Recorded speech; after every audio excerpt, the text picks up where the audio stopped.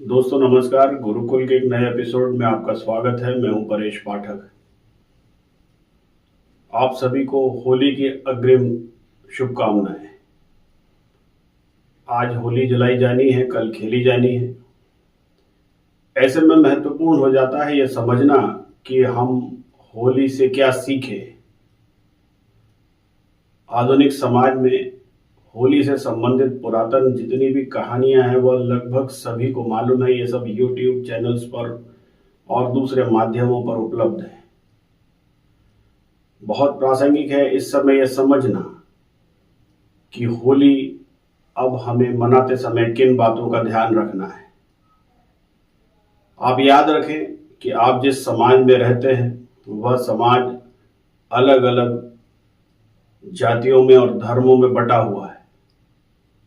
विशेषकर भारत के संदर्भ में यह बात और अधिक प्रासंगिक हो जाती है। भारतीय समाज में हम जिन लोगों के साथ में रहते हैं उसमें एक बहुत बड़ा वर्ग ऐसा है जो होली में आपके साथ खड़ा नहीं होता।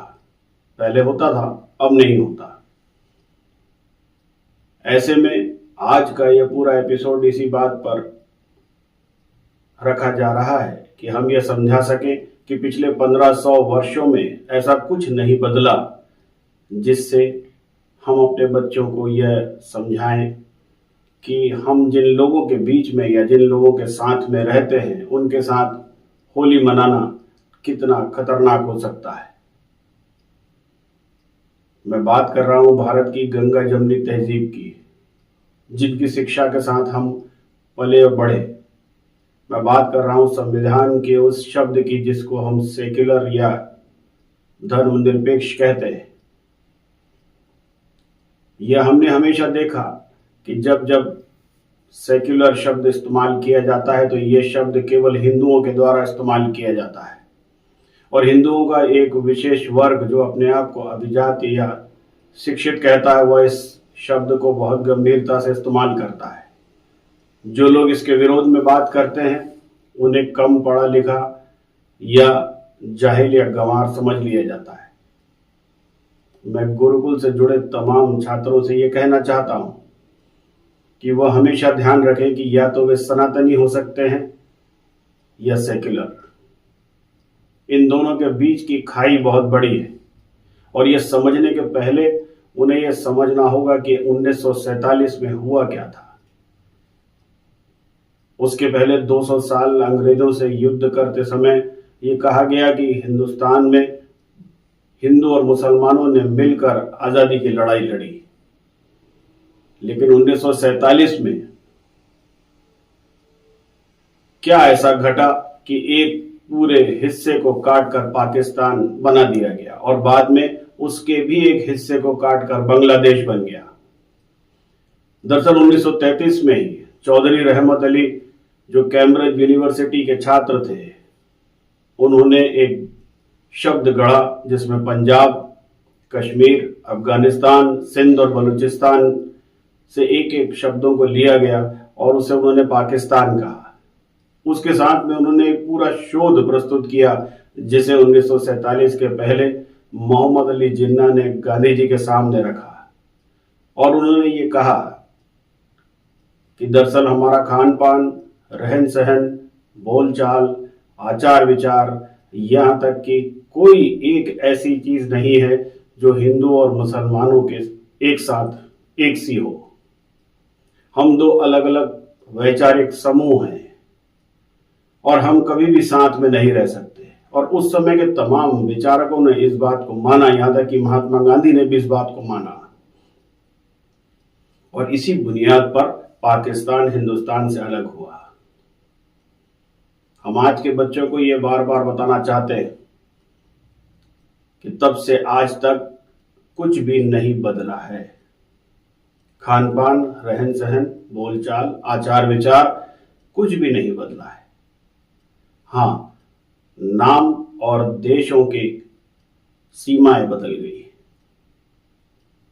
अगर आप देखें कि अगर किसी भी प्रकार का कोई त्योहार किसी अन्य धर्म के लोग मना रहे हैं तो हिंदुओं को कभी कोई परेशानी नहीं होती।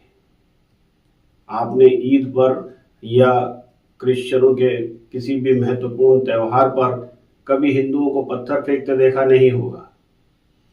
आपने भगवान बुद्ध या जैन या सिखों के किसी त्योहार पर निकलने वाले जुलूसों पर किसी प्रकार का पथराव करते हुए हिंदुओं को नहीं देखा होगा। ये कभी उनको ये कहते भी नहीं सुना होगा कि हमारे मंदिरों के सामने या घरों के सामने से ये जुलूस नहीं निकलने चाहिए। सब अपने ढंग से, बेहतर ढंग से इस सब को मनाते हैं। लेकिन जैसे ही हिंदुओं का त्यौहार आता है, विशेषकर मुसलमानों को तकलीफ होना चालू हो जाती है। मस्जिदों के सामने से जुलूस नहीं निकल सकते। आप अभी हिंदुस्तान के कई इलाकों में मस्जिदों को तिरपाल से ढका हुआ देखेंगे। वर्षों से ये परंपरा चली आ रही है। क्यों? क्योंकि उस पर रंग ना गिर जाए, गोया वो रंग ना होकर कोई बम या बारूद है। जिस समय से ये रंग खेला जा रहा है उस समय इस्लाम का उदय भी नहीं हुआ था, और अगर ये रंग गिर भी गया तो इससे धर्म किस प्रकार नष्ट हो जाता है ये समझाना भी मुश्किल है। मगर मुसलमानों ने अपने बच्चों को ये समझा लिया है कि हिंदुओं के साथ किसी भी त्योहार पर शामिल नहीं होना है। इसके तमाम वीडियोस मौजूद हैं। लेकिन इस प्रकार की शिक्षा यदि कोई हिंदू अपने बच्चों को देता है तो ये तथाकथित सेक्युलरवादी या धर्मनिरपेक्ष लोगों की नजर में बहुत बड़ा क्राइम है। यह हिंदुस्तान को बांटने की साजिश है। अभी हाल ही में दरभंगा की मेयर अंजुम आरा ने कहा कि होली के दिन 12:30 से 2:30 बजे तक होली रोक देनी चाहिए क्योंकि उस दिन जुमा है। सोचिए, एक ऐसा देश जहां पर 70 से 80% हिंदू रहते हैं, वे इसलिए अपने त्योहारों को रोक दे क्योंकि उस दिन जुमा है, और ये वही जुमा है जो साल में 52 बार आता है। एक और महत्वपूर्ण बात है, यह जुमा ही अकेला नहीं है, यह रमजान का महीना भी है, इसलिए अत्यंत महत्वपूर्ण है। रमजान का महीना वही महीना है जिसमें एक बड़ी जंग हुई थी और उसके बाद में मोहम्मद पैगंबर साहब की जिसमें जीत हुई। बहुत महत्वपूर्ण और पाक महीना है, ऐसा मैंने मुसलमान साथियों से सुना।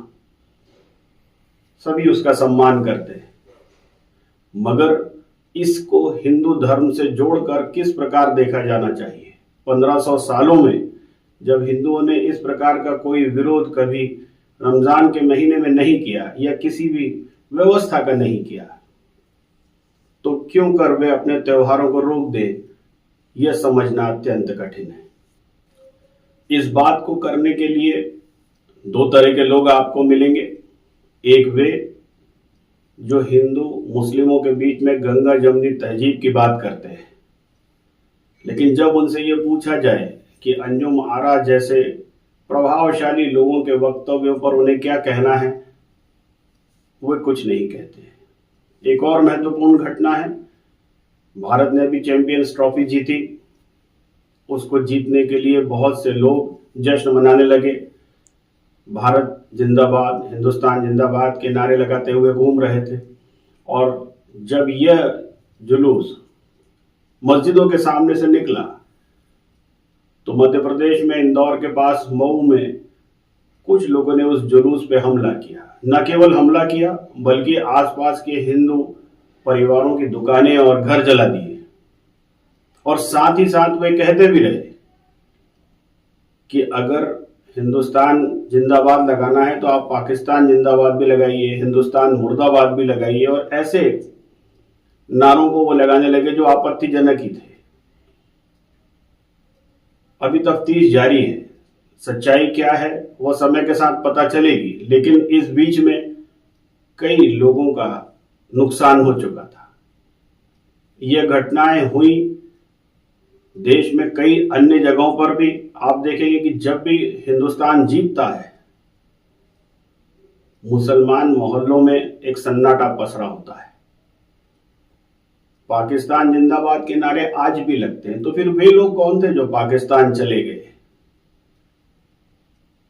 और वे लोग आज पाकिस्तान क्यों नहीं चले जाते? उनका कोई खास मकसद होगा, लेकिन जो लोग कल होली मनाने जा रहे हैं उनसे हम ये अपील करना चाहते हैं कि आप अपना मकसद एकदम स्पष्ट रखें। कम से कम लोगों को ये बताएं कि हिंदुस्तान में रहने के बाद जो लोग हिंदुस्तान जिंदाबाद नहीं बोलते, जो लोग वंदे मातरम नहीं बोलते, वे कौन हैं, और उन्हें समझाएं कि ये गंगा जमनी तहजीब नाम की कोई चीज नहीं होती। धर्मनिरपेक्षता एक शब्द है जो संविधान में है, जिसे समझाया जाना चाहिए, लेकिन इससे बेहतर समझ लिया जाना चाहिए कि यह सिर्फ एक तरफा है। जितनी जल्दी आप अपने बच्चों को, अपने साथियों को ये बात समझा लेंगे या ऐसे सेक्युलरवादियों से दूर हो जाएंगे, उतनी जल्दी आप सुरक्षित हो सकते हैं। और अगर नहीं तो आप उन इलाकों में जाकर रहिए। हर सेक्युलर को मुसलमानों के बीच उन बस्तियों में जाकर रहना चाहिए जहां मुसलमान रहते हैं। तब उन्हें समझ में आएगा कि जीवन कितना कठिन है और रहन सहन कितना अलग है। आज मस्जिदों के सामने से जुलूस नहीं निकल सकते, आप अपना त्यौहार नहीं मना सकते। कल आपके क्षेत्रों में, आपके मोहल्लों में अगर एक भी घर किसी मुसलमान ने खरीद लिया तो वह आपको यह सब त्यौहार मनाने भी नहीं देगा। और धीरे धीरे आप अपने इलाके छोड़ते जाइए। आपको ध्यान होगा कि एक बहुत बड़ा तबका हिंदुस्तान की सबसे महत्वपूर्ण बिल्डिंगों पर और जगहों पर अपना कब्जा बता रहा है वक्फ बोर्ड के नाम पर। वो एक मसला अलग है, लेकिन मूल में कहीं ना कहीं मुसलमान अवश्य है। इसलिए आप सभी से मेरा निवेदन है कि होली का त्यौहार मनाएं। ध्यान रखें कि होली अपनों के बीच में प्यार बांटने का त्यौहार है। साथ ही साथ हर होली पर यह जान लेना अत्यंत आवश्यक है कि यह होली मनाने के लिए आप हिंदू बचे हैं। 1500 सालों के संघर्ष के बाद, हजारों लाखों शूरवीरों के मर जाने के बाद या बलिदान हो जाने के बाद, तो इसलिए कि आप इस सनातनी परंपरा को आगे ले जा सके। लेकिन इसके लिए सनातनी परंपरा को समझना तो पड़ेगा। इसके लिए क्या बलिदान दिए ये भी समझना होगा। कोशिश कीजिए कि इस प्रकार की धर्मनिरपेक्षता और गंगा जमनी तहजीब की गंभीरता को आप समझें, विश्लेषित करें और उतना ही अपनाएं जितना आवश्यक है। एक बार फिर आप सभी लोगों को होली की शुभकामनाएं। धन्यवाद। आप सबसे उम्मीद है अगर आपको यह रिपोर्ट अच्छी लगी हो तो इसे लाइक करें, शेयर करें और सब्सक्राइब करें। धन्यवाद।